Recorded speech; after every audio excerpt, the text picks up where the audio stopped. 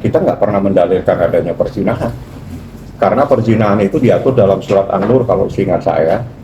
Bahkan itu lebih keras lagi cara penyelesaiannya, cara pembuktiannya. Kami nggak pernah mendalilkan adanya. Jadi kalau orang tidak paham hukum Islam, tolong jangan masuk kan di persoalan ini. Hormati syariat Islam kami, hormati agama kami, hormati cara hakim pengadilan agama memutus berdasarkan syariat agama Islam. Kalau Anda tidak paham, Anda minggir dari persoalan ini. Karena persetubuhan, perzinahan, perselingkuhan itu hal yang beda, jauh sekali. Nah, di dalam perkara ini dari awal sejak Oktober itu memang ada persoalan dengan orang pihak ketiga, sebagaimana yang disampaikan oleh pemohon di dalam pada saat ada di tempatnya setelah kita daftar bahwa ada pihak ketiga sehingga terjadi yang namanya perselingkuhan. Perselingkuhan itu adalah pengkhianatan seorang istri kepada suaminya. Pengkhianatan seorang istri kepada suaminya itu adalah nusus. Nusus itu adalah istri yang durhaka. Nusus itu adalah istri yang tidak menghormati suami. Nusus itu adalah istri yang membohongi suami, istri yang membelakangi suami. Artinya melakukan sesuatu suami tidak tahu. Itu adalah nusus. Beda dengan zina.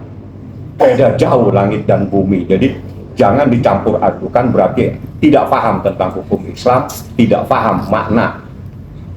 Seorang istri tidak boleh berduaan dengan laki-laki yang bukan muhrimnya. Itu adalah syariat Islam, itu syariat agama kami. Hormati syariat agama Islam saya.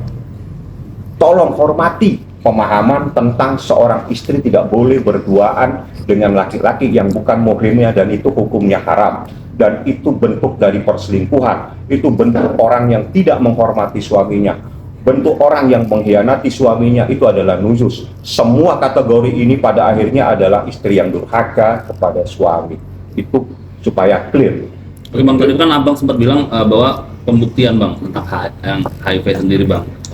Nah, bagaimana sih Bang, mungkin banyak spekulasi di luar itu juga banyak komentar di luar itu kok bisa seorang yang bukan ahli memutuskan dan itu ada di putusan sendiri bahwa memang ada penyakit yang diidap oleh. Anda pernah baca putusannya? Belum? Baca dulu baru tanya. Oke? Bang, terkait penegasan, berarti tadi yang Abang sampaikan itu penegasan bahwa memang sejak awal dan di salinan putusan itu tidak ada soal perzinahan, maksudnya begitu Bang? Dari awal. Yang ada itu pengkhianatan seorang istri kepada suaminya. Adanya perselingkuhan itu adalah bagian dari pengkhianatan. Sehingga di dalam hukum Islam itu dikatakan nusus. Nusus itu diterjemahkan di dalam bahasa Indonesia adalah istri yang durhaka. Ya, terbukti istri dan durhaka. Apa perbuatan-perbuatan istri yang durhaka? Istri yang berbohong kepada suami, istri yang mengkhianati suami, istri yang melakukan perbuatan-perbuatan suaminya tidak tahu. Itu adalah nusus. Sehingga begitu disimpulkan, dipertimbangkan terjadi nusus, artinya terjadi istri yang durhaka. Ini adalah pertimbangan hakim. Hormati pertimbangan ini karena yang memutuskan itu adalah majelis hakim yang menyatakan terbukti istri durhaka kepada suaminya, seperti itu. Artinya mungkin nggak sih Bang artinya kan mungkin dari Paula sendiri merasa nama baiknya udah inilah gitu. Artinya mungkin dari Baim sendiri bisa menetralisir keadaan ini semua Bang. Baim kan sudah ngomong, jadi ini semua biar clear ya. Tanggal 30 Oktober saya adalah saksi hidup. Di situ terjadi namanya mediasi. Jadi pada saat mediasi saya minta kepada Baim supaya bisa meminta saya melalui hakim mediator supaya saya keluar, sehingga terjadilah perbincangan antara Baim, hakim mediator, dan termohon. Di situ disepakati masalah ini kita selesaikan secara baik-baik, tidak perlu kita saling membuktikan hal-hal lain. Kalau memang cerai ya kita cerai, kita atur bagaimana anak-anak yang terbaik. Tapi itu tidak terrealisasi sehingga dia minta waktu 1 minggu. Setelah 1 minggu dia tidak datang dalam persidangan berikutnya, sehingga hakim mediator menyatakan deadlock atau mediasi gagal. Artinya kesempatan masalah ini untuk diselesaikan secara baik-baik itu sudah dilakukan dan sudah disampaikan oleh pemohon Pak Im Wong pada tanggal 30 Oktober dan itu tidak direspon dan tidak ditanggapi, sehingga kalau ini tetap bergulir maka bukti-bukti ini semua akan ada di persidangan. Bukti-bukti itulah yang ada di persidangan, termasuk rekaman itu diputar di dalam persidangan semua. Dan semua itu ada. Dari 86 bukti adalah sebagian adalah rekaman percakapan dan semuanya ada di dalam persidangan dan sempat diputar, didengarkan bersama-sama dan dibenarkan tentang adanya bukti tersebut.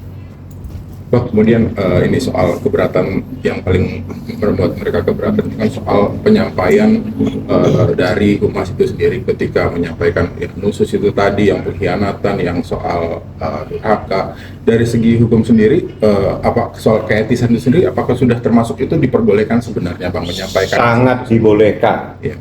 Baca peraturan, mohon maaf, baca surat keputusan Ketua Mahkamah Agung 144 tahun 2007. Di dalam pasal 6, seingat saya, itu mengatur tentang perkara-perkara yang menjadi atensi publik ya, jadi menjadi sorotan masyarakat, sehingga itu boleh disampaikan putusan tersebut atas persetujuan ketua pengadilan masing-masing. Walaupun putusannya belum ingkrah boleh disampaikan. Ada beberapa ketentuan, yakni tentang dalam perkara cerai yang tidak boleh disampaikan itu pihaknya.